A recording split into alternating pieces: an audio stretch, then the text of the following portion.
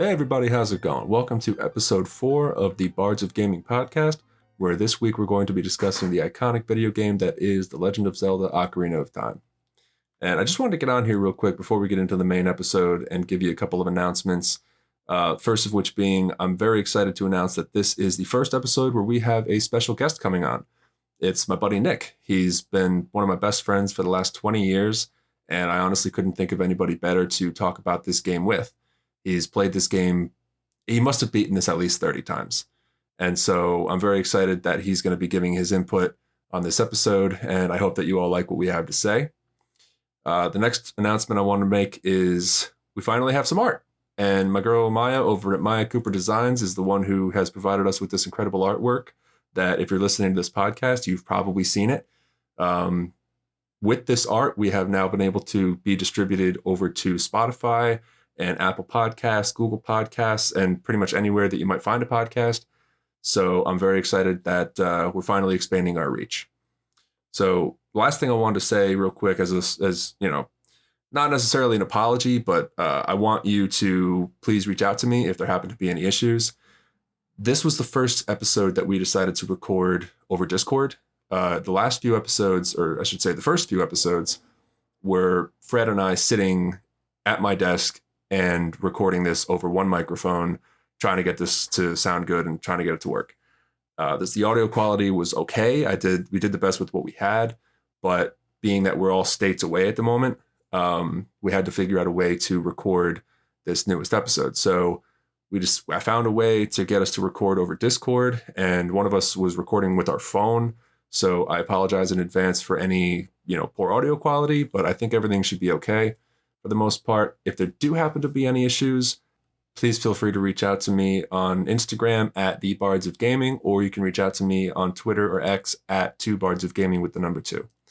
So, with that being said, you can reach out to me whenever about anything. If you have any recommendations for games you'd like me to play for future episodes, shout it out. I'd love to hear from you. So, with all that being said, I really hope you enjoy the episode. And sorry this episode does run a little bit long. I think for the future episodes coming up, I want to try to limit it to maybe like 45 minutes to an hour for the whole episode, intro included. But I think it was a good episode. There's a lot to this game. A lot of people share a lot of love for this game, and us included. You'll hear my opinions about it in the episode. But I know it does run a little bit long. This episode's about an hour and a half long. So I understand if you don't want to listen to an hour and a half long episode about The Legend of Zelda, but yeah, hang out with us. It's a good episode. We had a lot of fun talking about this game. We were all over the place, but towards the end, we did have a little bit of a spoiler cast talking about, the final battle of the game. But yeah, if you feel so inclined, I really appreciate you to leave a review on Spotify or wherever you get your tunes. And I just look forward to hearing from all of you. I hope you all enjoy. Thank you. See you in the episode.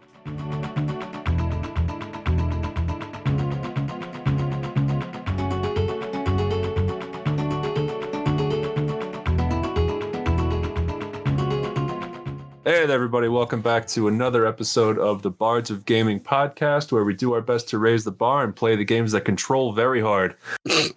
We are joined today with our great Goron friend, Fred, as usual, and we have a very special guest this week, my buddy Nick. Fred, how you doing?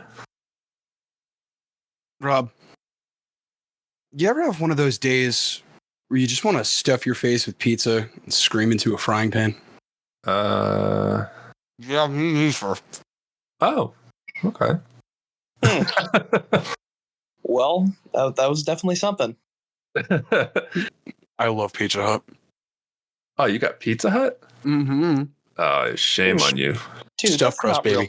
Pizza. Shame on you. Listen, I never said it was real pizza. I just said it was good. It was, You live in the part of the country with like the greatest pizza, and you get Pizza Hut?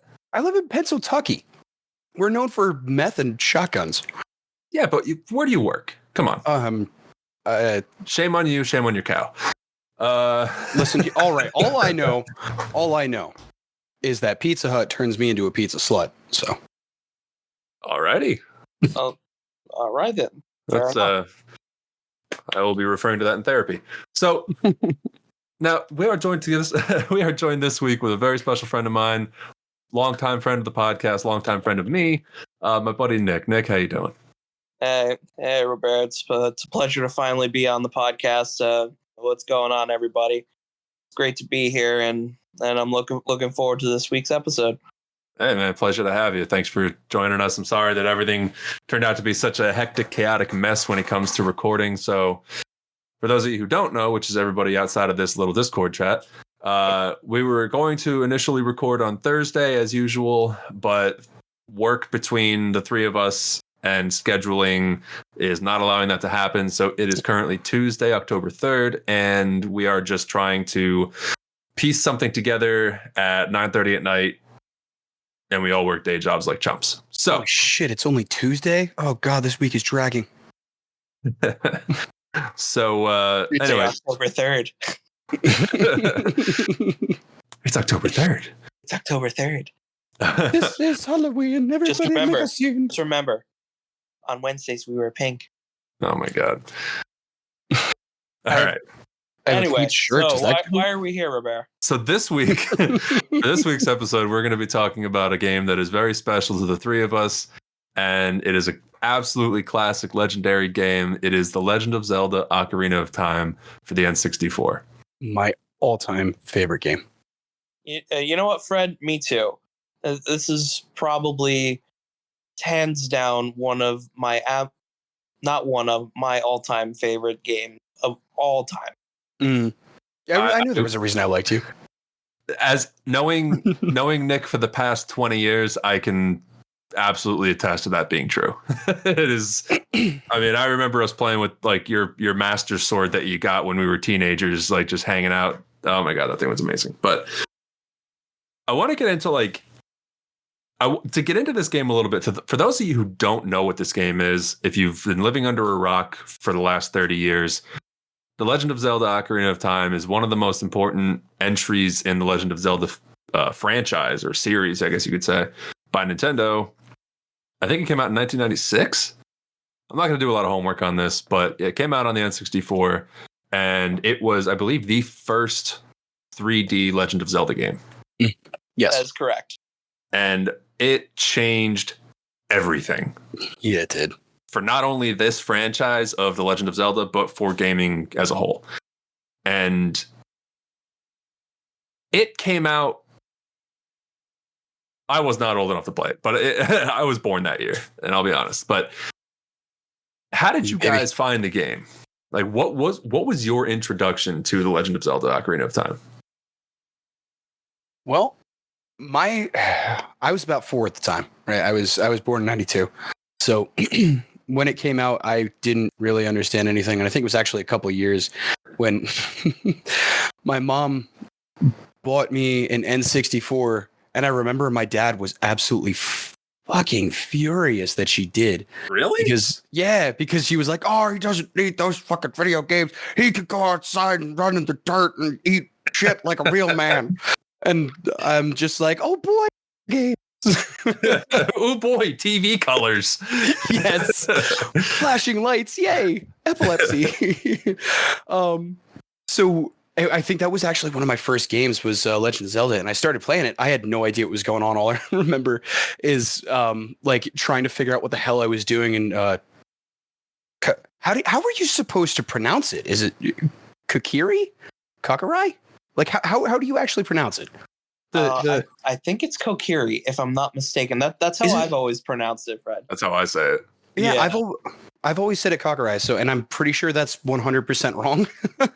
But that's I'm gonna tell you you're wrong. So that's all that matters in my heart. all right. Listen, I'll accept it. But all I remember is just running around there, like trying to figure out what to do, and like slashing at everything, and like eventually, finally, like finding like the sword and shield and everything, and that was kind of it. I didn't realize that I had to go further to get to the Great Deku Tree. So I'm just like, yeah, this is awesome. Is this the whole game? I love this. It's a tech demo. You played a tech demo. My mom bought me a $50 game and I just played one area. Oh my God. That's it. That's it. Good night, everybody. That's the game.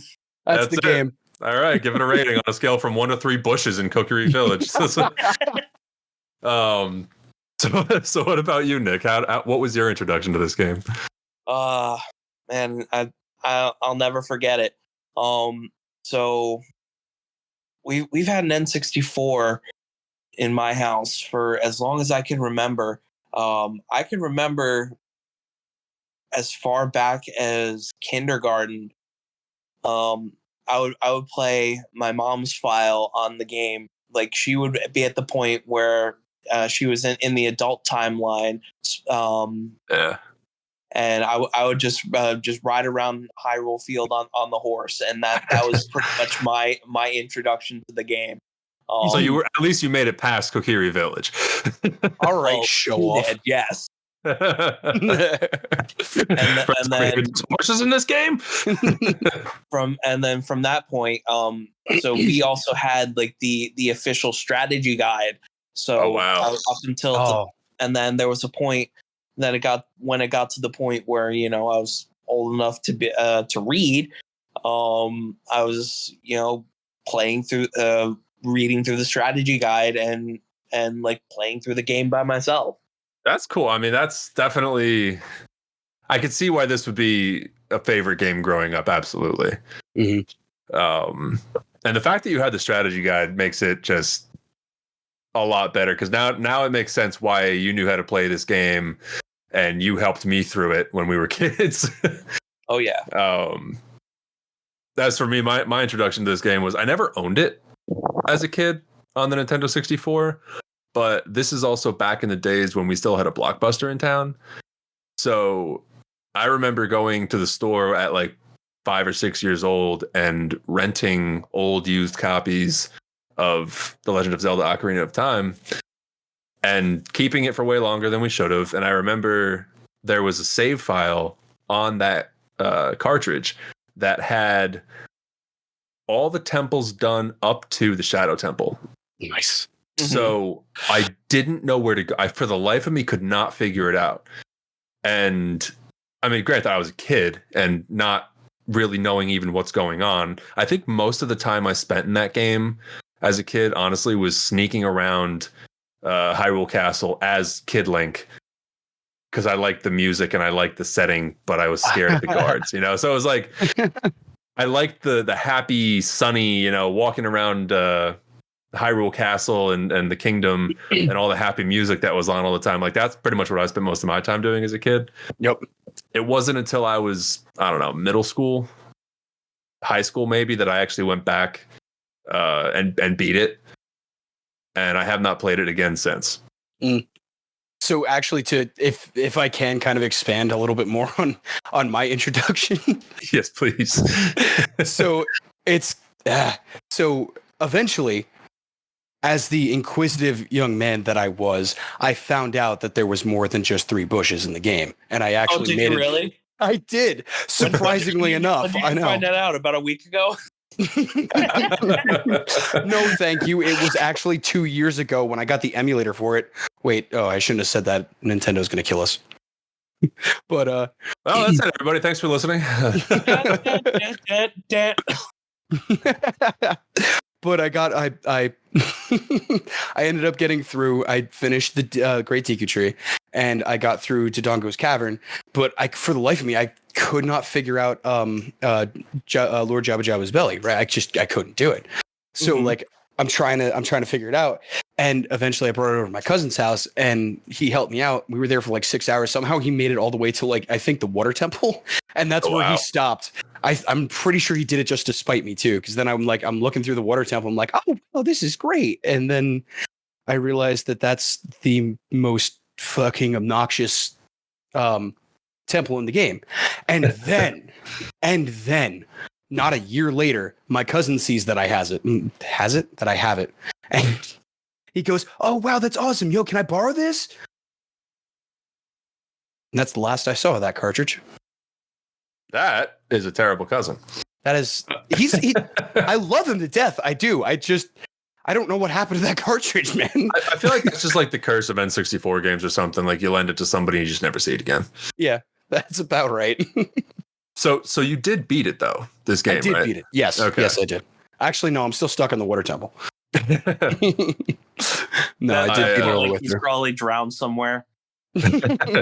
Oh, wait, is that what the blue tunic's for? I'll be honest with you. I beat this game, I don't know, 13 years ago or so with the help of Nick, and it just I haven't touched it since. I started to play it a little bit on the Switch this past week, just to try to do a little bit of research and and do a little bit of homework for the podcast, so I had more to talk about. Mhm. There's plenty of it that I remember, so I'm not worried about not being able to talk about it. But also, we have you two, and Nick here is literally the walking encyclopedia for this game. He's going to blow me out of the water with this, I'm sure. But I started to play it on the Switch, and this may be the only time I'll ever say this in my life. I wish I had an N64 controller instead. You know you can get one for a Switch. Yeah, but I'm not paying third-party prices. I think they only made them for a limited run, but we'll get into that later. Yeah. It controlled like garbage. I did not like playing it on the Switch. I really didn't.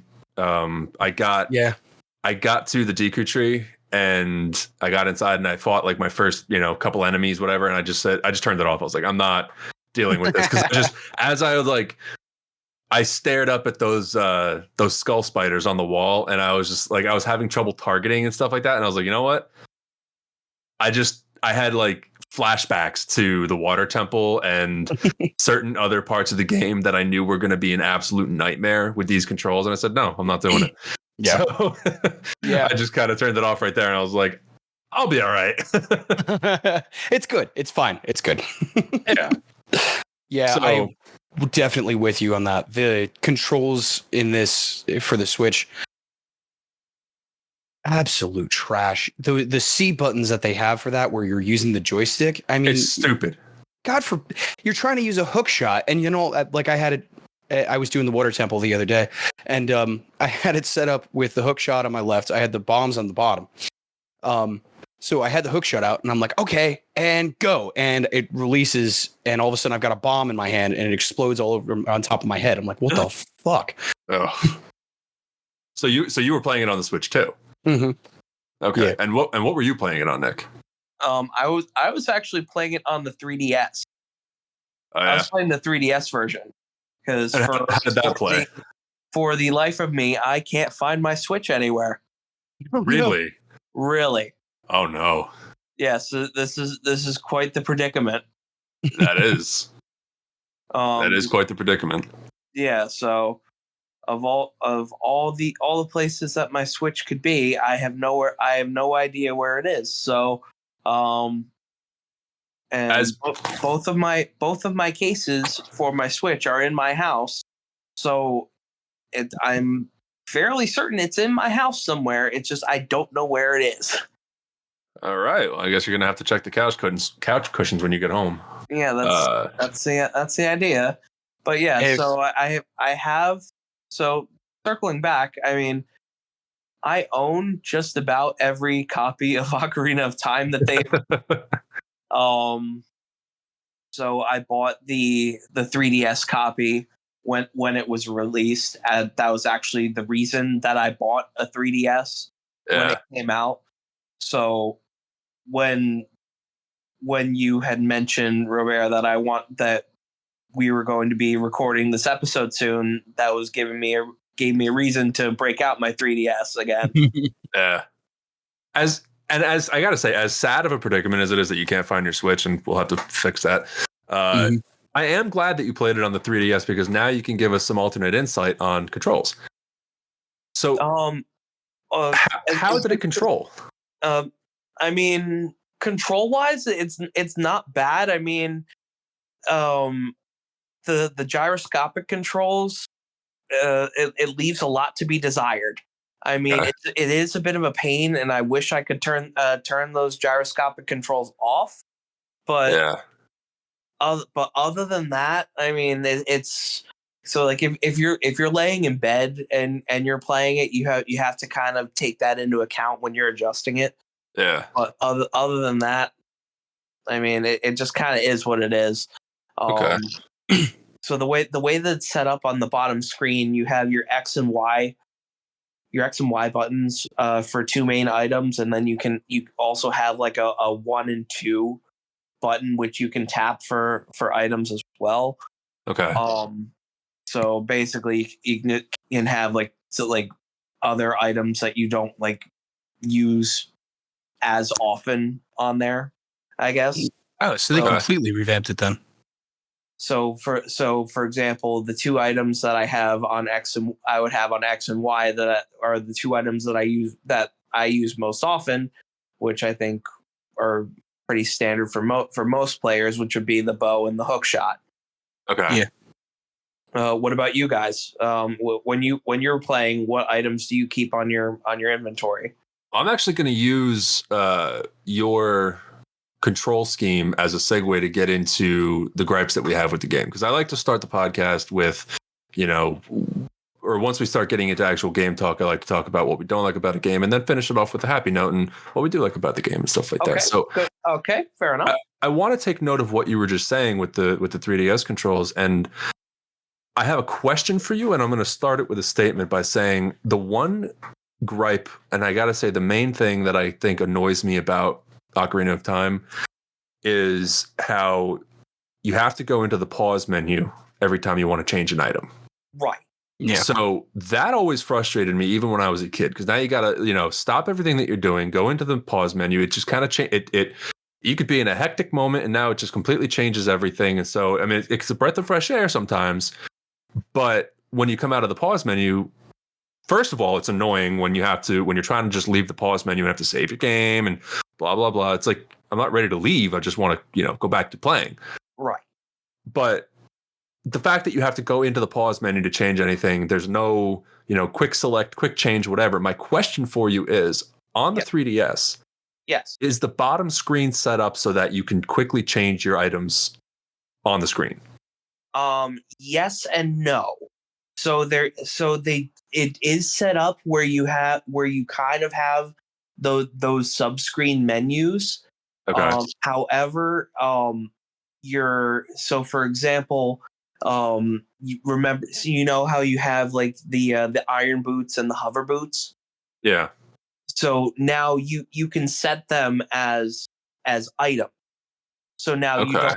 don't have to go into like the gear menu and like change them, like, so you don't have to like pause and like toggle them on and off like from a menu. You can just you can set them as an item. Okay. That's a lot better. Yes. Yeah, So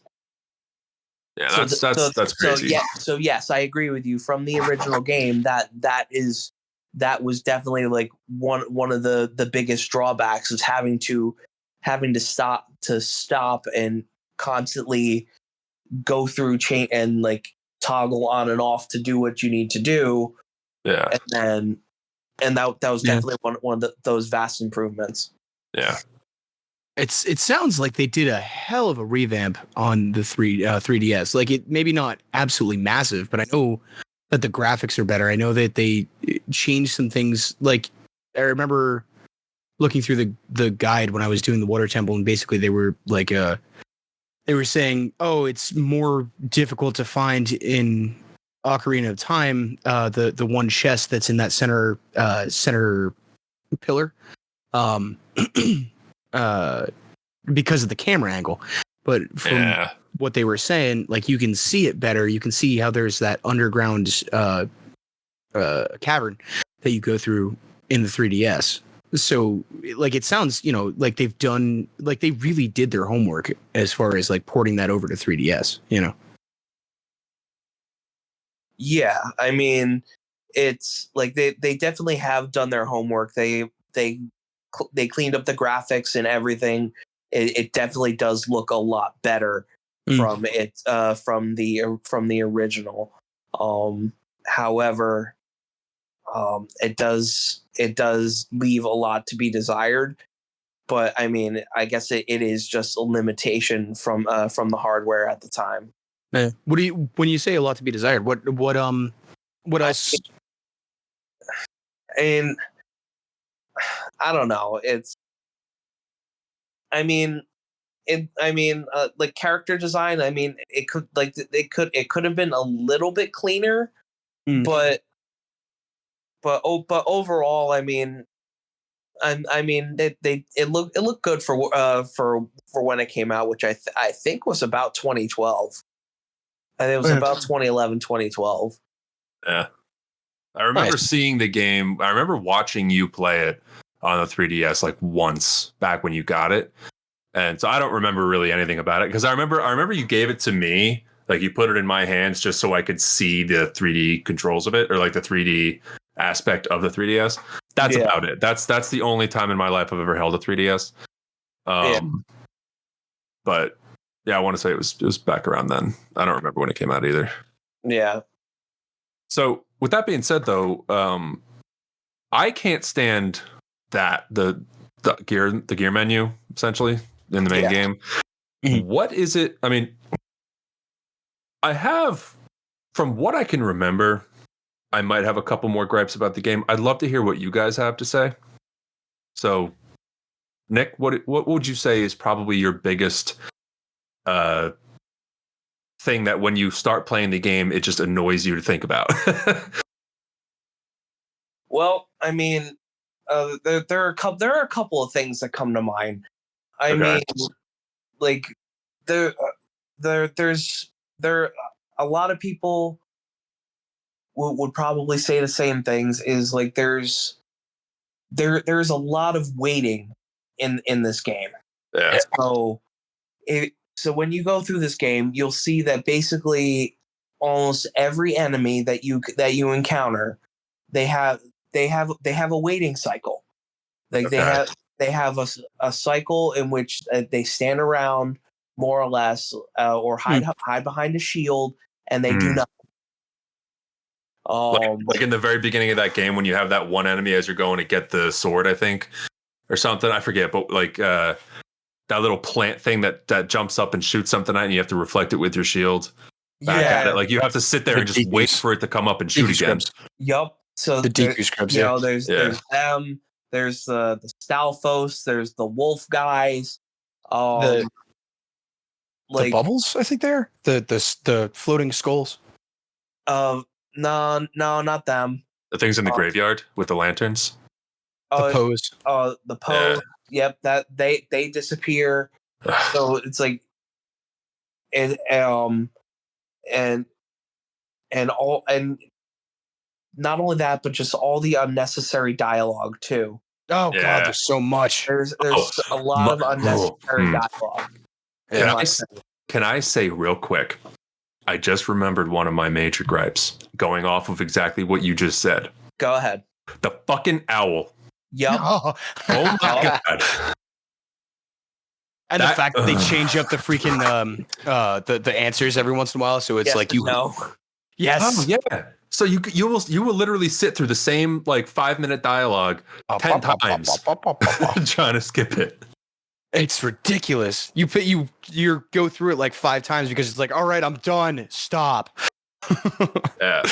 So anyway, sorry, I had to throw that in there, Nick. Sorry. No, you're good. You're good. And what's terrible is this massive what was this massive open world, or what seemed to be this open world, essentially has nothing in it. Yeah. Does that make sense? Yeah. Yes. You go to Hyrule Field. You go into Hyrule Field and there's basically nothing. Yeah. Yeah, I could definitely agree with that. Like there's certain games out there in the world, like the Yakuza games, where the world feels extremely dense and lived in, or even like Skyrim. You know, Skyrim is a great example too, because it's, to compare Skyrim, granted they're 15 years apart, but the style in which I'm talking about, like they're very open world. You'll sometimes be walking across fields, through towns, whatever. And yeah, where Skyrim feels extremely lived in, and there's a lot of people no matter where you look, and there's random encounters and random events and so much stuff in The Legend of Zelda Ocarina of Time. I absolutely 100% agree with Nick when we're saying It's very empty. The only thing that Yes. you're likely to come across in Hyrule Field is skeletons at night and that stupid jogger in the day. Yes. And that's only in one portion of the game, or technically like one small portion of the game. Yeah. And you look at Majora's Mask, which did that come out the same year or was it the next year? It was the next year. Yeah. I mean, you look at it, even in Termina Field, like it feels like there's more to it. Like maybe it's maybe a little bit smaller, but not by much. And it just it feels like there's more there. Yeah, it's empty. It's a field, but like there's more enemies that are there. There's still more going on. Yeah, exactly. I'll be honest with you. I've never played Majora's Mask. You're not missing much. Oh, really? You might hear about that one. Nick. If anybody listens to this, you might hear about that one. Nick's going to hear about that right now. Dear Nick, I mean, stop. To me, I like, and this might be a hot take. I mean, I personally did not enjoy Majora's Mask as much. And that's fair. The whole 3-day countdown thing was just it just did not sit well with me. We will have to make a separate episode for Majora's Mask in the future. Oh, yeah. Nick, I'm going to argue with you. I don't want to get too far off track from Ocarina of Time right now, but we will. We'll talk about that again. Yeah. Nick and I are going to put on the gloves. We're going in the ring. Ding, ding, baby. I'm just kidding, Nick. I love you. Okay. But sorry, here you go. I was going to keep going on Majora's Mask, so I stopped. You're good. Oh. So I mean, yeah, I guess that makes sense. Like, Nick, do you have any more gripes about the game that you wish to cover? Well, I mean, I got one that definitely comes to my mind. Yeah, I think I covered him. I mean, the world, or like basically Hyrule Field is basically empty. I mean, the enemies are like they have just a waiting cycle. Unnecessary dialogue. I mean. That's basically it. I mean, and especially, I do have one more. And it's more of like a minor difference between the original game and the 3DS version and this kind of relates to the dialogue is Navi specific dialogue. Well, you could say gripes, and just end it at Navi, but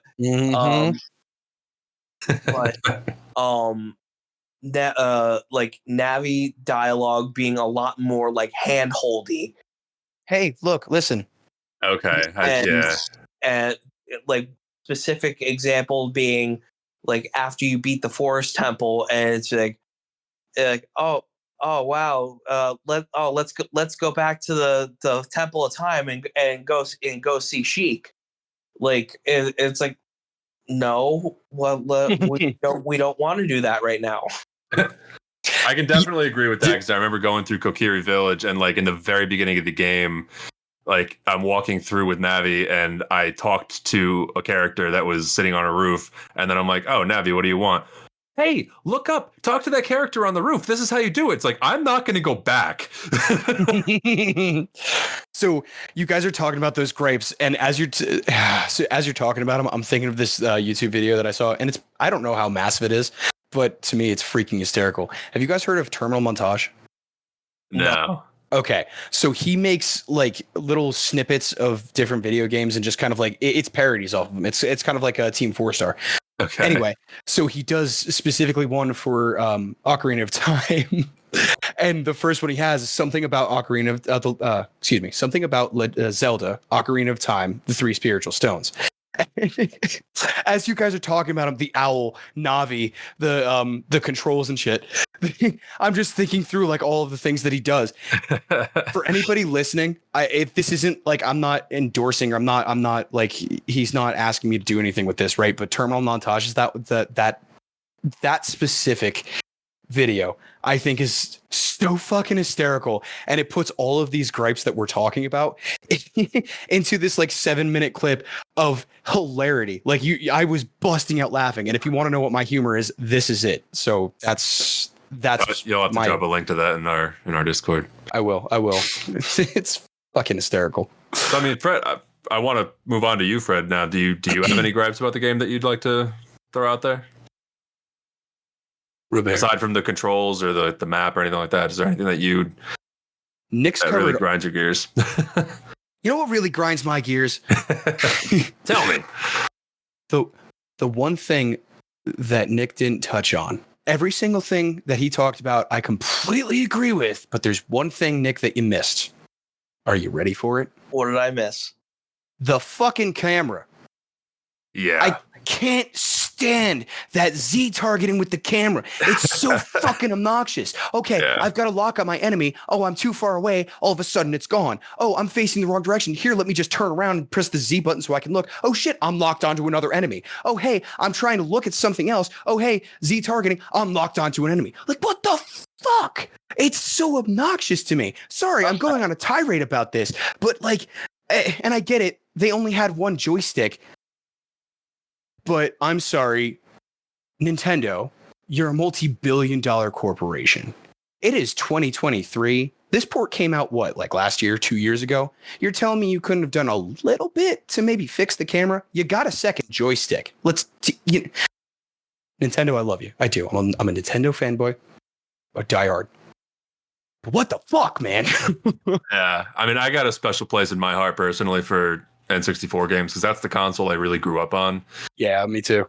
But I can't deny like 99% of the games that are on the N64 have horrible cameras. It's so bad. Just absolutely horrendous. Fred, I'll give you that one. I did miss that one. And again, man, all of your gripes, I completely agree with. The freaking I did miss that one. And that's, you know what? Like I was thinking about it, but I also thought it might be a little bit unfair to single out this game for the camera because, like, I mean, every N64 game that comes to my mind, aside from GoldenEye, have horrendous cameras. Yeah, I personally think GoldenEye's camera is trash too, but that's, you know, I mean, it's just different. But yeah. Like, the N64, in my opinion, when I think of the N64, I think of like Banjo-Tooie, Mario 64, Legend of Zelda, Donkey Kong 64, which Nick and I will talk about another day. And don't remind me. Oh, we're gonna have an episode about Donkey Kong 64. Don't you worry. DK, And you're gonna be on it. But yeah, so like those are the games I think of when I think of the N64.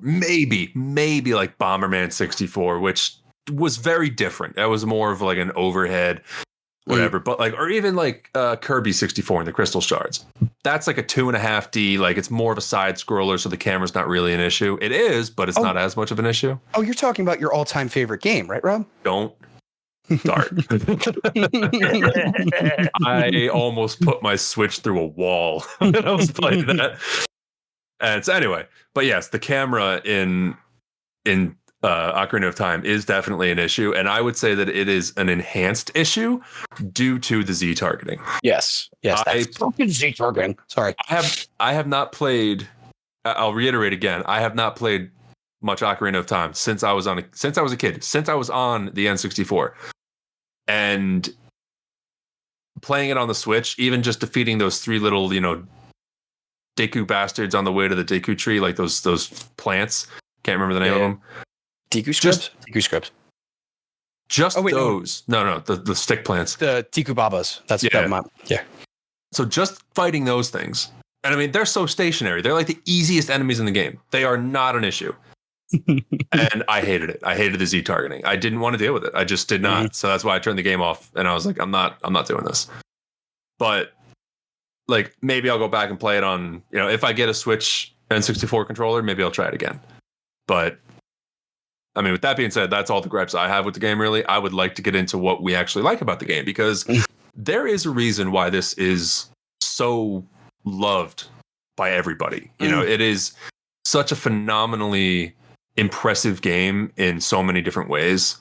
And there's a reason why for the two of you, it's your all-time favorite games. And let's get into a little bit of that. So, we have Nick here as our special guest, and I would like to start with him. Just Nick, what is it about this game? What things really stand out to you that made you fall in love with this game in the beginning?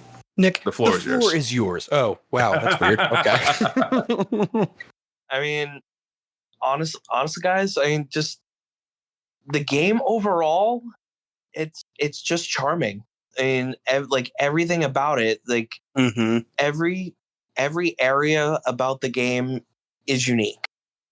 From the very start to in Kokiri Forest to the very end.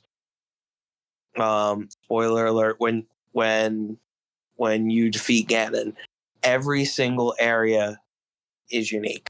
Yeah, wait, you defeat I Ganon? definitely agree with that. I said spoiler alert. We'll drop a major spoiler cast towards the end for anybody who hasn't played this 27-year-old game or whatever the hell it is. Yeah, childhood icon.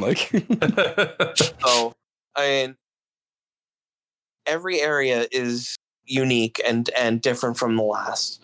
Yeah. The music matches. The music. The music matches the vibe of every area that you go to. Yeah. Now, although this kind of goes back with the gripes, but you don't you kind of feel like this. You don't necessarily feel like the sense of why you're questing at first, but as you're going through the game, like you're that sense of why it built. So it opens up. The world opens up to you. The world, and becoming the hero makes you like, it's that feeling of becoming the hero and saving the entire land. That's what, and it's fulfilling that sense of purpose. You feel like a legend by the time you're done. You just nailed it. Yeah. And the music definitely does play a huge part in that. And I gotta say real quick, you just struck something. I want to say this, but the music throughout the game, you're right. When you it changes as you go through the game. Hi, Bucky. And in the beginning, when you're in Kokiri Forest, it's kind of whimsical. You're a child. Yes. You're having fun. It's not that intense. But then as you enter Hyrule Field, the music gets kind of epic. It's got this scale to it. You're like, oh wow, the world just expanded. It just gets more grandiose. Yeah, and then I'm over here flailing my arms because I'm agreeing with everything you're saying so much. Oh my god! And then as you're an adult now, and you enter the Temple of Time, now the music is kind of this slower, more mystical, kind of nostalgic. It makes you kind of sad a little bit. Okay, now you're walk out of the Temple of Time, and now you're in this dark, depressing Hyrule Castle, and whatever, and then you go over to the Gerudo Desert. Now it's just fucking epic, and the music matches the game. It entices you to proceed. Yes, it does. And that's why the N64 hasn't always nailed the music, in my opinion. But anyway, sorry, Fred, I keep cutting you off. You're fine, dude. I'm cutting you off because do you understand how much of a fucking legend Koji Kondo is? Do you understand what he did with that music? Do you even fathom what he did with 5 notes? I do not understand, just on the record. Okay. All right. Excellent. With 5 notes. Limitations breed creativity. Let that sink in. Open the door and let that sink in. Oh, what does he want now? The man was limited by the technology of his time. The man was not only limited by that, he was limited by the fact that he only could use 5 notes because that's all he could use on that controller for that ocarina. 5 notes. And he made all of this. Dude, he used Song the of same key. Storms. Song of fucking Storms. Do you understand that I learned how to play that on guitar because it's so legendary to me? That's such a good song. Do you understand I learned how to play Saria's song because that is my all-time favorite song? Dude, Gerudo Valley. Gerudo Valley. I haven't learned that yet, but I want to so bad. I had a Spanish guitar specifically so that I could learn that song, and I never did. Do you understand how much that burdens me? Oh my God, I love this game specifically for the music. If you had, it could have the dullest story in the world. It could have, it just linear straight. Okay, you get to the castle, the game's done. But because of that music, I would keep playing. Yeah. I would keep playing over and over and over again because Koji Kondo is a fucking legend. He is a madman, and I love it. He's taken 5 notes and he switched them around, rearranged them, and like you were saying, he did the whimsical, he did the anxious, he did the suspense, he did the eerie, he did the creepy, he did the excitement, he did the wonder. Every single emotion you can possibly fathom, Koji Kondo put into this game.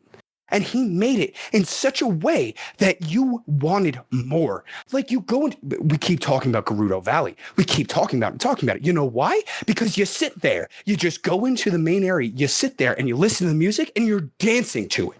You go into the Lost Woods, you find Saria, and you're sitting there, you're dancing to Saria's song.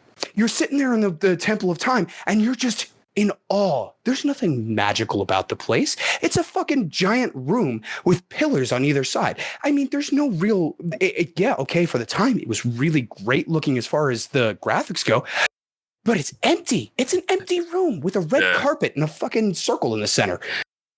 But you sit there. For all intents and purposes, like architecturally speaking, it's basically a church. Yes, it's just a church. But that's just it. You sit there and you listen to that music and you get lost. You sit there and you get lost in this world of your own creativity and your own imagination because you're listening to these notes being played and it's just dragging you away and it's bringing you this peace, but it's also bringing you this wonder, but it's also bringing you this drawing towards what more is there? Yeah. It's unfathomable. With 5 notes, this man created a world that you don't even have to see. Yeah, I remember like being a kid playing Ocarina of Time and just like being, especially in the Temple of Time, the nostalgia that music would bring me. Like it was this weird sense of not necessarily nostalgia, but like it was a sense of wonder. It was a sense of sorrow because you know that when you change time, all those people. I mean, granted, now it also has a lot to do with the visuals and the setting outside of that Temple of Time. But when you're a kid and you're walking around the kingdom of Hyrule, like everything's happy. The music is extremely happy. Everybody's partying, everybody's dancing. Yeah, it's there's so much stuff going on. That's the only real part of the game that the world feels lived in. And it feels happy and it's very exciting and you love to go there. But then you walk into the Temple of Time and it's kind of this like sudden shift. This operatic like, music of sorrow. It kind of makes you like it's a complete tonal shift. And then you become an adult. And then you walk outside. And there's fucking nothing. There's no music. Yeah, the sky is red. Everybody that you knew that was just dancing around, now they're like these zombie creatures. Or at least you think that for the time being. You're like, what the fuck is going on? What did Ganon do? Yeah. And it's the lack of fucking music too. Koji Kondo could have done something with that. He could have made that the creepiest fucking thing imaginable and give you nightmares for years to come. But he decided to do nothing. But by deciding to do nothing, he definitely did something. He used the silence as a way to trigger emotion. Do you understand why that man's a fucking idol? Why he's a fucking icon? Yeah. Oh my God. I'm sorry. I'm so overhyped right now. I gotta calm down. I need to take 5. Man, I must have really struck a good chord, no pun intended, by mentioning the music. Oh yeah, we were definitely going to get there at some point. Oh yeah, Well, we got there early, so It's good. I mean, we can move on from the music now because I think that anybody who hasn't played the game, we can't. all right, this is officially a music podcast now. But for anybody who hasn't played the game, if you have access to YouTube or Spotify or anything, look up the Legend of Zelda Ocarina of Time playlist. Look up the Yes. music for the game and just the soundtrack. yeah, And go, if you get a chance, It is worth it. go Yes. through Zelda's Lullaby, go through Gerudo Valley, go through Saria's song, just go through the playlist. Listen to 30 seconds of each song. Just And do then- that for yourself. when you're done with that, I highly recommend. I don't know if you like lo-fi or anything like that. If you do, even if you don't, I would recommend looking up Zelda and Chill, because they revamped, whoever did it, I don't know who, but they revamped the songs in such a way where it's just like it adds, it's lo-fi. They added lo-fi to it. It's so good. It's so good. And just listen to it. And you'll, Fred, I love me some Zelda lo-fi. fucking right, bud.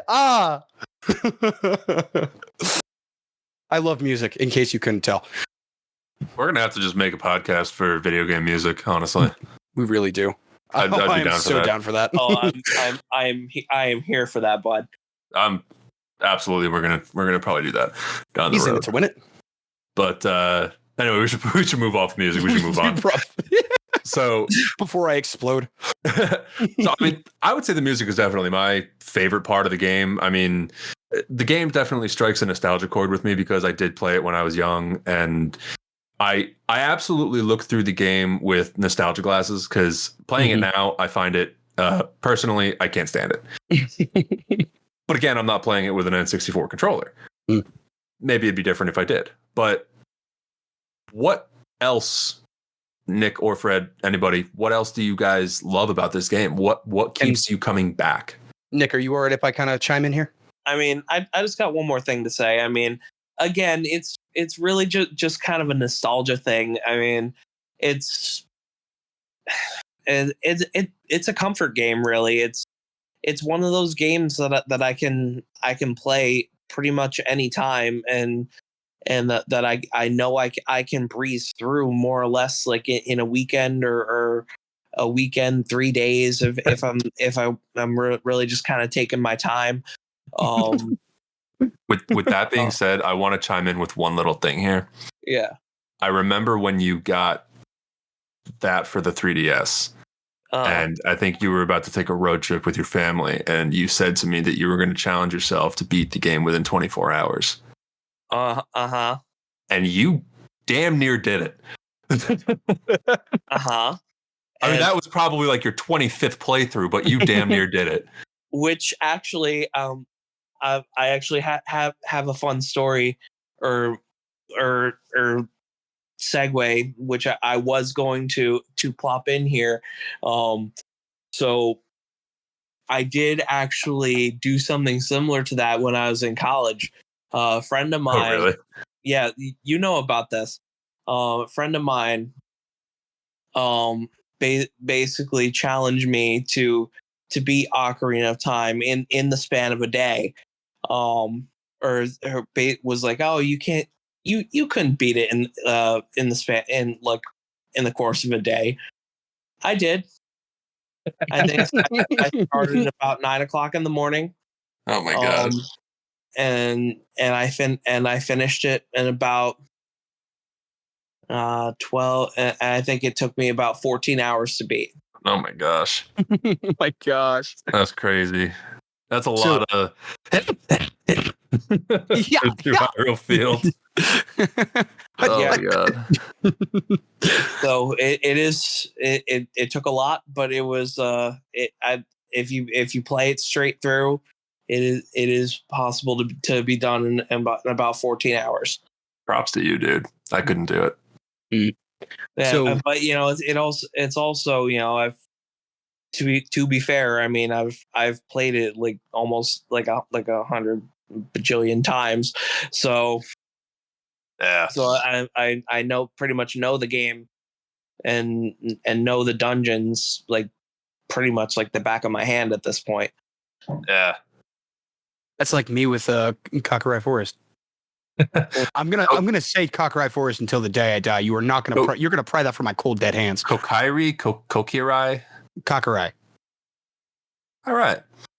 Well, So what was the next thing that you were going to say, Fred, that you love about this game? So the next to the music, which again can't praise Koji Kondo enough for, in case you couldn't tell. My next favorite thing, even though the Z targeting is absolute bullshit, is the battles. I mean, you go up against the Stalfos, and it's almost like you've got to be strategic about it. Yeah, Nick, you're completely right. There's the waiting aspect of it where he's got the shield, and you've got to be careful, with that. But like at the same time, it's like that's part of the strategy to it. You know what I mean? Where you have to be prepared to attack him as soon as he lowers his shield. Otherwise, he's going to get you, and he's going to knock out like 5 of your hearts, and you're going to be done in like 2 hits.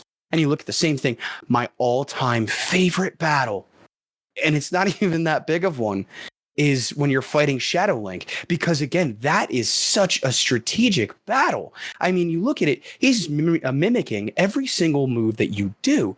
Like you can use the Megaton Hammer, you can use the Big Goron Sword, right? You can use things to kind of cheat, but if you just have the Master Sword, let's be honest, you're not fucking using the Big Goron Sword. You're not? Fucking Ask me if I am. Breaks after like 2 hits. No, you're talking I get where you're coming from. That's the Big Goron's knife. But Oh. you haven't gotten the Big Goron Sword because it's such a pain in the ass to do. yeah, That was an apologies. Don't ever go against my knowledge. Only Nick can go against my knowledge. Fair enough. I'm kidding. I'm messing. But that fight, right? It's so strategic, that word. And you have to plan everything out and get it just right. Otherwise, it's going to take forever. And even if you do get it right, it's still going to take forever. I mean, sorry to cut you off. I mean, there, like you said, there are ways to kind of like cheat your way through it. Like for example, you can spam your way through it with like using Din's Fire a bunch of times. Yeah, and then at that point, you just need to mash the sword, like maybe like and hit him like 1 or 2 more times. But other than that, Yeah, but you're cheating yourself out of an amazing fight, really. I mean, it's a pain. I won't, overhype it. It's a pain in the ass fight. It really is. Yeah. But like that's the design of it, is supposed to be something that seriously challenges you in a game where you don't have levels. You can't get a strategic advantage by grinding away at killing at slaying bushes in Kakurai Forest. And that's a good point too, is that you're given the tools to succeed, but you got to damn well know how to use them. Yeah, it's a game of skill. It really is. Yeah. I didn't think about that. Yeah, that's a good point. And I guess that's another one of my big favorite things about it is like you're only as good as you train to be in reality. You know what I mean? Like if you're playing this game over and over, like if you watch Nick, I'm sure the way that he fights is down to a science. You know what I mean? There you go. Nick just said it, right? Oh yeah. He knows exactly which buttons to hit. He knows exactly when to dodge. He knows exactly when to roll. He knows exactly when to use an overhead attack. Like you have to train yourself. It's not that you're just relying on. You're not getting lazy with this game. You cannot get lazy with this game. It's a lot of strategy and it's a lot of thinking and practice. Yes. Yeah, like I wouldn't call myself a speedrunner by any stretch of the imagination. Ocarina of Time, 100%. And I do enjoy that aspect of this game too. Is like okay, so I want to move on to another thing real quick that I want to take away that I like is the different tools, the different weapons, the different strategies that you can use. So you have all the different shields that you can use, the different swords, like you said, the Big Goron sword, and I am so sorry for doubting you. But that's just simply slipped my mind. I haven't played the game in fucking 20 years. But I'll forgive you this time. Don't let it happen again. 1,000 apologies. But like you have the different bombs, you have the grappling hook, you have the bow, you have all these different things that you can use. You have to figure out which one. Like if it's your first time going through the game, you have to figure out exactly what weapon, what combination of weapons and attack patterns and this and that are going to be best for each different type of enemy. And I think that's great. Mm-hmm. So like. I just think they're neat. I just think they're neat. So to kind of start wrapping this up, I mean, I will go off more on what I'm saying with this, but that's what I want to say is going to be more end game. So, does anybody want to say anything else about what you really love about the game? Triangle titties never broke my heart.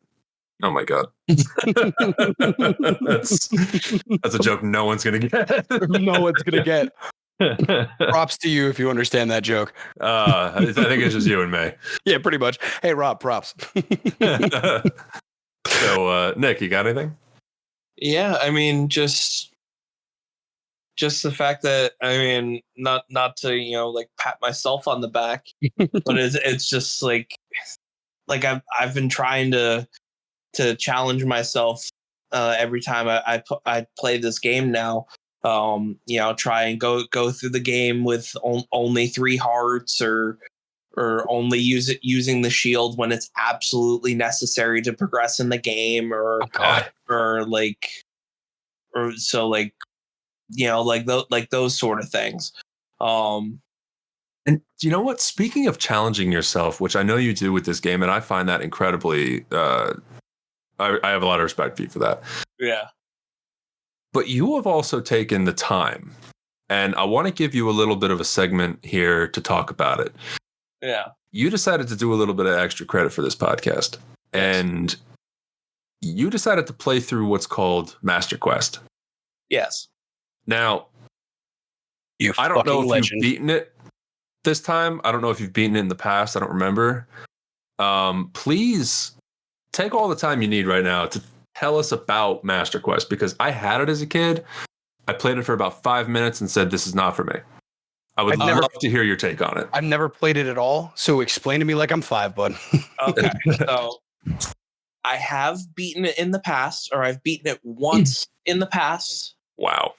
I have not beaten it this time around. I've only gotten, as for this go around, I've only gotten about halfway through the fire temple, but I've only beaten it once before when I had plenty of time. But anyway, so with Master Quest, the way that it works is the map is mirrored. So everything. Oh. So the map is mirrored. Puzzles are different. Really? So now, what puzzles specifically? So, for example, in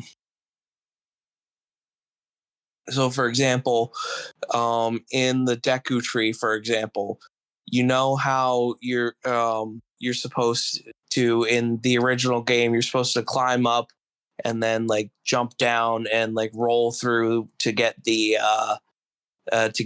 through to the basement. Yeah. If I'm not mistaken, in Master Quest, you need to find a way to light the torches on the bottom floor to get a Deku stick to light it on fire, and then roll and whatever to be able to get down there. That sort of thing. Okay, so it's just extra steps. It's extra steps, yes. Yeah. Okay. So puzzles are different. So there is definitely new challenges. There are new enemy, like not new enemies, but there are enemies or different enemies in different rooms. In the time. Go ahead. Sorry to cut you off. Now, when you say different enemies, like they throw a Stalfos in like a different room where there's not supposed to be one in like the regular game? Correct. Okay. Yeah. So, or for example, in a room in the Deku tree, for example, in a room that was not supposed to have a Goma larva, that they drop like 6 from the ceiling or something. Oh, nice. Oh boy. and little bastards. And in terms of a difficulty level, it's definitely a difficulty spike, like even for a veteran player like myself, to the point where I've died 3 times. Oh wow. Do you have a different amount of hearts as well? No, it's still the same. Okay, so sorry, Fred. What? No, you're right. So like the overall theme is essentially the same. It's just they kind of like, hey, how can we fuck with the players hardest? Pretty much, yeah. Okay. And so you Okay. said that the map is mirrored, so like the entire world? Yes. Really? So for example, when you come out of your house at the very beginning, instead of going right to go to the Deku tree, you go to the left. That's such a troll. I feel like this is just Right. like Dark Souls Zelda. It really is. Like aside from the like the roguelike aspect of it where you die constantly to level up and blah blah blah. Like, and every time you die the enemies respawn, whatever. It's just like the difficulty spike of it. The amount of added challenge to it, I feel like is just Dark Souls Zelda. Welcome to Dark Souls, bitch. Are those like the major differences? Like, are there any new items or areas or anything like that? It's all just kind of the same but mirrored. Thank you for mentioning the items. And yes, the items are in different spots than where they normally would have been. Interesting. So that's definitely something new as well, because in order to change the puzzles around, they would need to put the items somewhere else in order to facilitate that as well. That's just masochistic. Yeah, right. Jesus, it's horrible. I mean, I really don't know much about Master Quest. Like, are there more of those skull spiders or whatever they're called? I don't know that. I don't know that as well. I don't think so. I think it's still the 100 or 150, however many it is. Okay. I think it's 100. Yeah. And none of the attack patterns change. You just have more enemies, right? Yeah, the attack patterns are the same. Okay. But it's still like it's a lot of added challenge to a game because like this is the kind of game that like just, base vanilla Legend of Zelda Ocarina of Time, a lot of people, yourself included, memorize it. Like you have this game down to a science. You know exactly what you're going to encounter when you walk into every room. You know exactly where to look for things. So much so to the point that you can beat the game in a day.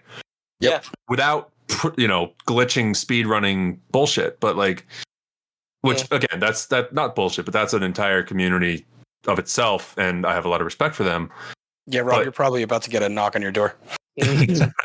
But what you're doing essentially is you're going for near completion in a day, more or less. I mean, well, and I will say, I've never like actually like 100% completed the game in all of my 20 some odd years of playing this game. What are you missing? Like I've never gotten all 100 golden spiders. I've never done the big Goron sword quests because it's too much pain. Really? Really? Yeah, it's too much of a pain. It's just like what does that entail? Oh, it's a trading quest. It's like a back and forth trading quest where you start like over in Gerudo Valley, and then you have to take something over here. Then you got to go back. Oh, it's just a massive fetch quest. Yeah. It's like 12 consecutive fetch quests. Oh my god. And it's like, no, I'm not doing that. Do any of them have a timer? Yes. Multiple. That's where I wouldn't do it. See, now, and to me, you know what? No, I'll hold off. Because this is your time to shine, Nick. No, it's all good, bud. All right. Go ahead. Okay. I mean, to me, with the big Goron sword, yeah, I get where you're coming from. It's kind of out of the way. In my opinion, I love the idea of having the big Goron sword. I think that because when I was a kid, I'd get the big Goron's knife, and I thought that was the coolest shit ever, just because I had this giant ass sword, but it would break after until it breaks. And then I've got this tiny little like broken handle, and I'm like, can't kill anything. So I finally was like able to do the big Goron sword, and it's like now it's like an accomplishment for me personally. But at the same time, it's like the idea that you can kill a boss, most bosses, in 3 hits, with 3 overhead hits with that, like to me, it's worth it. I mean, maybe if you're trying to speed run it in a day, like you're doing, Nick, like, okay, that's, it's not necessary, but like having that extra weight behind you and just like, I've got the biggest, baddest thing around. Come at me. You know what I mean? Like to me, like, okay, you're trading off the fact that you don't have a shield, but I mean, I've been perfectly fine without the shield for however many playthroughs I've had to do. You know what I mean? And like kind of going the back and forth, like once you get Epona and you're able to kind of go and do all of these quests without having to worry about your timer as much, like it's like I don't know. It helps you to explore the map too after you become an adult. And like you get all of these different things and you meet all these different people. And it's like the laboratory scientists like, oh, you brought me my lunch. Wait, what do you mean this is for eye drops? Like to me, it's just kind of like it adds a little bit of humor too. And like this super serious, like anxiety inducing, get this done now or else you're going to lose everything. You know, like I think it's a really good addition to the game. And, you know, I think it's really great what you just said there. Like, it makes you walk around and actually interact with a lot of the characters throughout this Hyrule world because, as you were saying earlier, the world is so empty. Mm-hmm. And there's really not a lot to see in the world. But doing this quest, going all over the world to meet these people, to meet the characters that are put in there, the few that there are, it really does take away from that emptiness feeling. I feel like, and it allows you to, I mean, just go... I've never done this, but I would imagine just going off of what you're saying, like it kind of gives purpose to all of the characters that you see. Exactly. There's a lot of characters around and there's a lot of them where it's kind of like, okay, why are you here? What's your purpose? And it like it fills out some more of it. Like some of them have their own real purpose, like that laboratory lady I was talking about. Like it's not a necessity to go and talk with her, but you get a couple of really good things from them. You can get a piece of heart from her once you get the golden scale. And then you can also, you know, it's obviously for the big Goron sword. And then like there's just it's like they add interactions that you don't normally get just by going through the game, you know? Yeah. Okay. So that definitely gives it a reason to be a good quest aside from having a, you know, powerful weapon. But I'll probably never do it. Just because I don't know if I'm going to be playing this game again. B, it has timers and I fucking hate timers. But to go away from this, to go back to what I was saying earlier, I want to drop a little spoiler cast so we can start wrapping this up.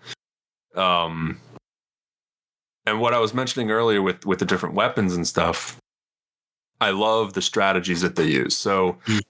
With that being said, I'm going to drop a warning now to everybody listening to say that if you haven't played the game and you have any intention of playing the game, we're going to spoil the ending of it right here for you. So maybe skip ahead the next 10 minutes or so, and hopefully you won't catch the ending of the game.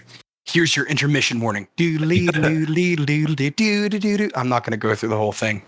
You should. Maybe I'll just play, you know, Gerudo Valley or something. But again, do it a second time. Yeah, right. Just underneath everything. I will be putting in a little bit of a clip of Gerudo Valley just so at the beginning of this podcast people can see what we're talking about. But anyway, so you guys can obviously attest to this more than I can, but the final fight with Ganon. Oh. Now that's where I feel like the strategy of using different tools and the different weapons and stuff really come into play. Yeah. Definitely. Care to elaborate? So now Next, show us how it's done. So here's one of the times where I will agree with you, Fred, that having the big Goron sword would come in handy. Because for me, because I don't waste my time getting it, and I usually then rely on the Megaton hammer. Mm-hmm. Because obviously I don't have anything else that could hit it. Yep. But hit what exactly? Hit the tail. Okay. So you're talking about the second phase of the fight, right? Yeah. Well, no. That's the first phase of the fight. So, okay. So it's been so long. So please walk me through it. So anyway, so the initial. So what happens is after the castle falls. Ganondorf, he he comes out of the rubble. Triforce of Power glows on his hand. He transforms into the monster form of Ganon. He knocks the Master Sword out of your hand, and so now you have to figure out a way to fight him. Okay. So from here, you use the light arrows to shoot him in the face to stun him, and then that gives you the opportunity to go around and hit his tail with either now the Megaton Hammer or the Big Goron Sword if you have it. Okay. I was thinking phase 1 of the fight was when you're standing on the tower, if I'm remembering correctly, and you have to use the mirror shield. Okay.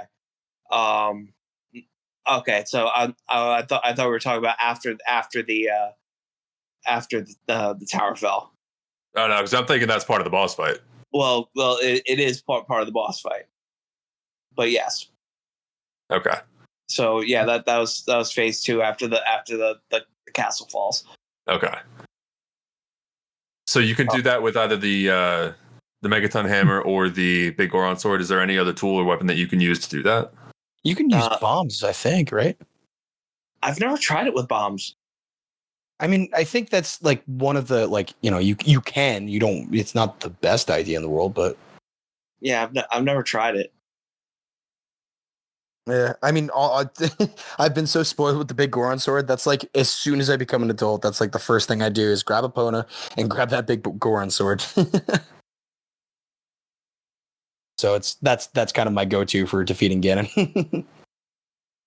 But yeah, I mean, it's the Big Goron Sword, right? It definitely in that fight, it definitely does help because it's like you said, you've got that, or the Megaton Hammer, you've got the bombs or arrows, whatever you're trying to use. Excuse me. Yeah, because I was saying yeah.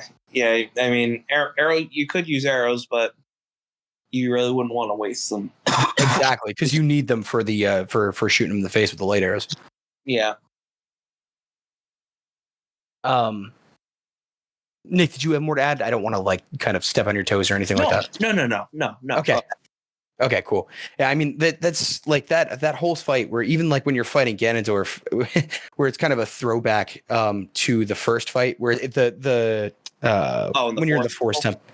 Yeah, in the Forest Temple where you have to fight his blight, and it's he comes through the paintings, and then like after you get finished the painting part, then you have to like shoot the magic ball back and forth at him. Like it's great how they use that as foreshadowing to the actual final fight where you're fighting him as a human before he gets completely engrossed with the Triforce of Power, where you just kind of go back and forth with that, and that was such a pain in the ass to me. I don't know why. Like, I guess it was just kind of the timing, but getting that and actually getting the blows to hit right, and then getting over there to attack him. Like there were so many times where it's like I get over there just in time for him to come back up, and I'd have to run back and be like, "Fuck."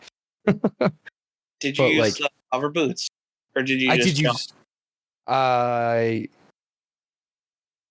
I think I just jumped because the hover boots to me are kind of a pain in the ass. Just with like how they have no traction, so it's like you're just gliding on ice the entire time. You know what I mean? Well, I mean, yeah, but if you use the hover boots and roll as you're going across the gap, it at least gets you over there, and you can at least get a few solid hits in. That's a very good point. I'm gonna have to remember that for next time because I'm finishing my playthrough on this, so I'm gonna try that next time to kind of see if I can actually make this a little bit easier on myself. Apparently, I'm a masochist. Who knew? I mean, it sucks having to deal with I know it sucks with having to keep the lack of traction, but it helps get just getting back and forth from that center platform. Yeah.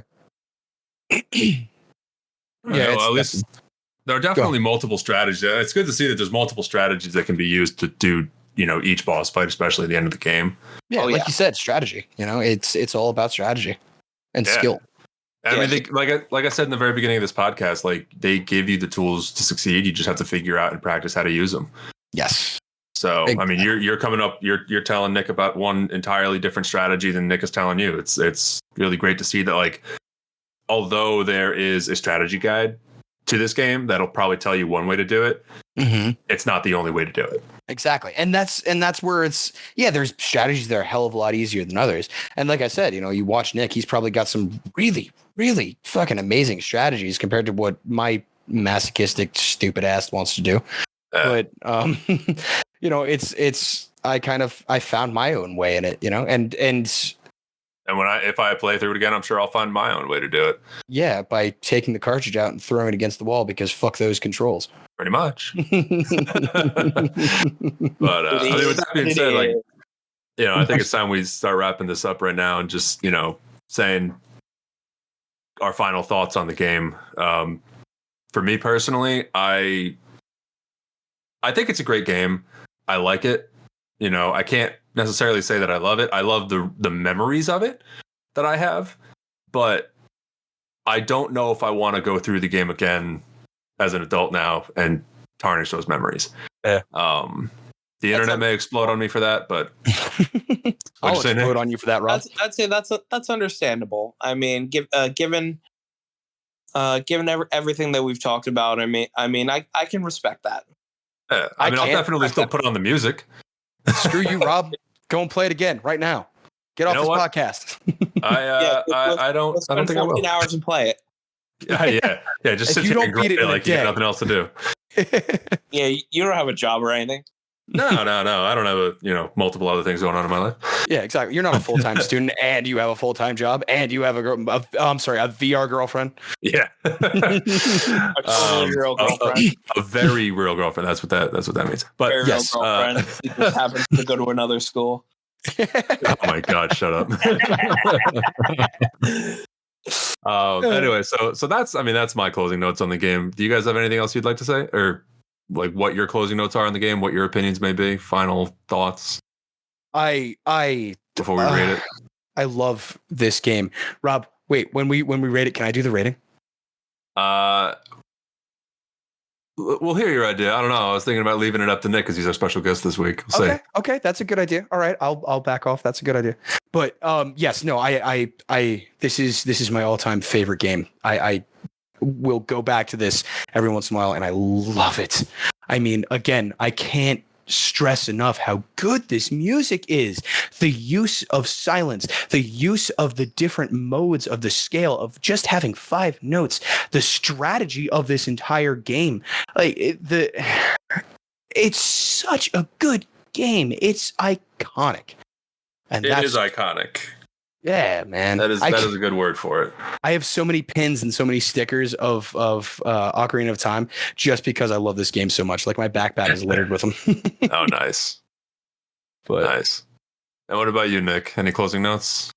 I got to agree with Fred on this one. I mean, this game is in of itself is iconic. I mean, it was a masterpiece for when it came out. I mean, it revolutionized gaming for when it came out. It was one of the first games that really brought a lot of new mechanics into 3D space.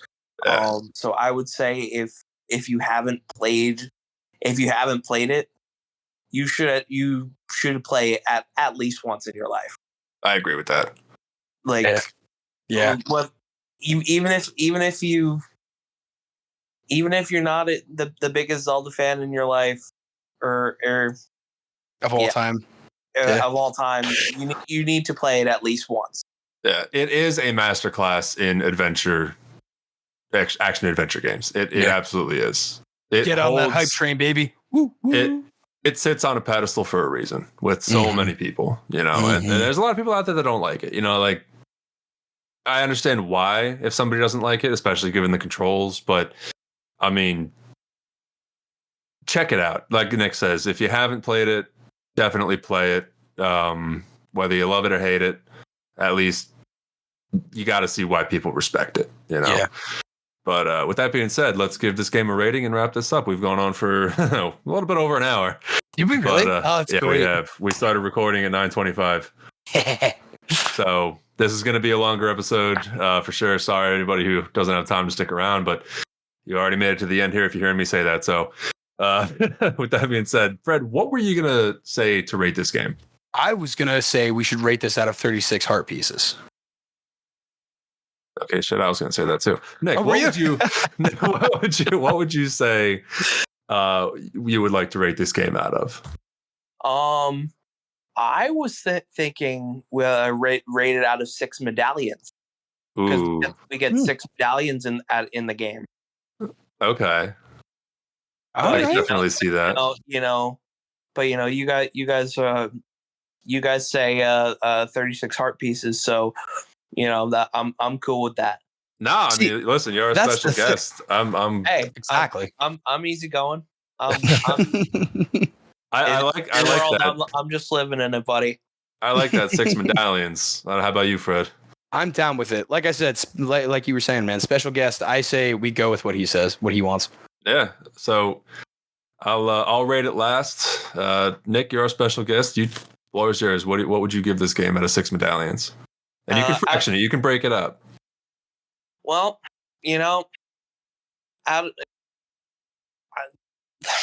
words are hard today. It's almost 11 o'clock at night. We were working all day. I get it. Yeah, I'm with you, bud. I'm with you. I mean, given everything that we've talked about, I mean, like we said, this game overall is a masterpiece. It holds a very special place in my heart. Realistically, I think I play this game at least once a year. I mean, recapping like some the gripes that we've talked about, the unnecessary dialogue, the waiting animations, the empty space. I mean, but on the same coin, like the music is absolutely phenomenal. I would give it a 5 out of 6 medallions. Okay, that's no fractions or anything, Nick. No, I'd give it a 5 out of 6. Okay. Okay. Hey, that's respectable. All right. What about you, Fred? What are you gonna give this game? Well, we all know that I am a sympathizer with all of the games that we do on this channel. For some reason or another. I don't know why. I guess I'm not just a people pleaser, but I'm also a game pleaser too. I don't know. Is that a thing? You're pleasing the creators. I'm pleasing the creators. You know what? I am a people pleaser. All of a sudden, I feel ashamed of myself. Anyway, so own it. But for the music alone, man, I know I keep harping on it, but still, it's just so freaking good. Yeah. You look at that. You look at just for what they did with the art style, with the graphics that they had at the time. You look at maybe the world is empty, but for having only like a few amount of areas that they really had, they made it so that all of these areas were full of things for you to do. I mean, short of fucking Hyrule Field, but still, even that has its own little its own little secrets. No, yes, it's empty, but still. I mean, there's so many aspects to this game, like Nick said, that makes it a masterpiece. Yeah, I'm gonna have to go for my rating as a professional amateur podcaster. I'm gonna have to go with 5 and 31 seconds medallions. I thought you were going to say something like 5 and a broken Big Goron knife. 5 and 31 seconds and a broken Big Goron knife. Wow, so that's damn near perfect score. Damn near. It's I can't praise this game enough. I mean, it's just. Oh, I can. It makes you feel like a legend. The Legend of Zelda, right? It makes you feel like a legend, and that's how I feel every single time I play it. I love this game. That's fair. That's a good rating. I mean, you have your reasons for giving it, and I like the way that you justify it. Yeah, you do feel like a legend. You feel like the legend, in the game. So, and the music does definitely help enhance that. Why do I feel like there's a butt coming? No, there's not. I was just gonna say, but for my rating, There it is. There it is. I gotta say, I do agree that as you play this game, you feel the emotion of the world. You feel the, with the cloudy skies in the game, the setting they create. The clouds around, Big Goron Mountain, and the blue skies of Hyrule Field, the dark red skies of adult Link, Hyrule. It's like, it's for the time, for being so limited, this game really does a fantastic job. It's like I said, it's a masterclass in action RPG storytelling and gameplay, especially for the time. I would love to see this game get like a Resident Evil 4 style remake, something to really just enhance it. But that being said, for me personally, this game lives in my head with nostalgia glasses, and I am able to separate the two. For the time, being a kid, I would probably give this game a solid 5.5 out of 6. Because I was obsessed with it. I was enthralled with it. I loved the music. I didn't even proceed with the game. I had a save file on my Blockbuster rental cartridge that had me able to go to all the different places in the game, but I never proceeded. A, because I didn't know how. B, because I didn't care to. I was able to experience the world the way I enjoyed experiencing it, and that's what made it special for me. But now, being an adult and going back and, understanding what the game is, seeing the story, understanding the story, I can say this. The music gets a 6 out of 6. The music is absolutely phenomenal, but that doesn't count with my rating. I'm going to give the game a 4 out of 6. Really? I'm going to give it a 4 out of 6 because as an adult who hasn't played the game in probably a good 13 years, as a legitimate playthrough, it intimidates me because I know how much of a pain in the ass parts of this game are. I know the controls are going to drive me up the fucking wall. And there's just so many parts of this game that I knew I don't want to deal with. I just refuse to deal with. I'll YouTube the parts I like in today's day and age, but I just can't bring myself to sit there, especially with Switch controls, and go through this game. I won't do that to myself. But I still give it a good enough score to recommend it to others. That's respectable. Yeah, I'm with you. I mean, I think my personal opinion, I agree with you again on the controls. I believe it's one of those things that the fact that they use a freaking joystick for the C buttons is asinine in my opinion. But it's not stupid horrible. No, it's not. It's playable. Otherwise, they wouldn't have released it because Nintendo doesn't release broken games. Yeah, exactly. So I mean, I think it's one of those things where if you really wanted to, if you really, if you had the desire to just sit down and Switch and actually kind of get used to it, you could get used to it. You could actually enjoy the game, because I know I've had multiple playthroughs on my Switch, and I've gotten used to the controls, and it's not the best. It's not the N64, but I still had an amazing time with it, Yeah. No, but again, I respect your opinion, and I can completely sympathize with that. All right. Thank you. So, I mean, we got a 5 out of 6 from Nick, which I think is a great score. Absolutely. 100% see why he picked that. We got pretty much 99% from you, Fred. And a broken Goron's knife. And a broken Goron's knife.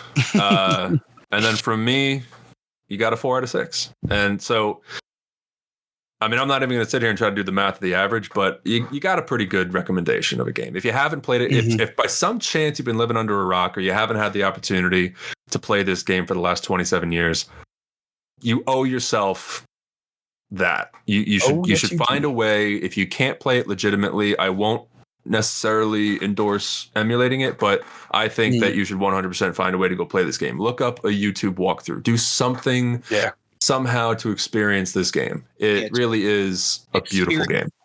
Yeah.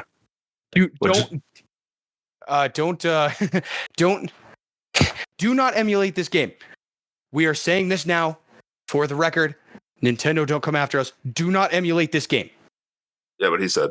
All right, guys. Well, we should wrap this up. And thank you to anybody who stuck around and listened to this whole thing.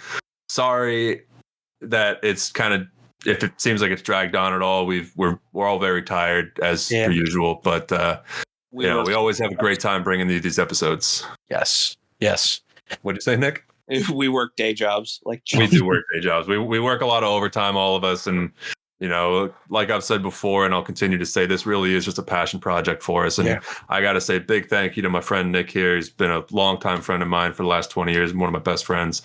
And it's an absolute honor to have you on the show. We'd love to have you again going forward. Yeah, Nick, you're a fantastic dude. I'm very glad to know you, man.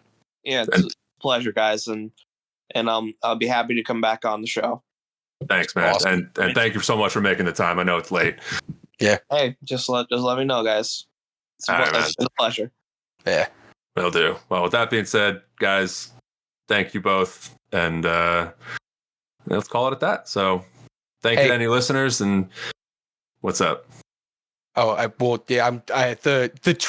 traditional ending, right? The traditional ending. I'm trying to say where they could find us. I was going to say, we are working on expanding rapidly. I've been doing a lot of work to try to, get a website together, social medias and stuff like that. So if you don't know where to find us, and if you skipped through the intro, you can find us on Instagram at The Bards of Gaming, and you can find us on Twitter at 2 Bards of Gaming with the number 2.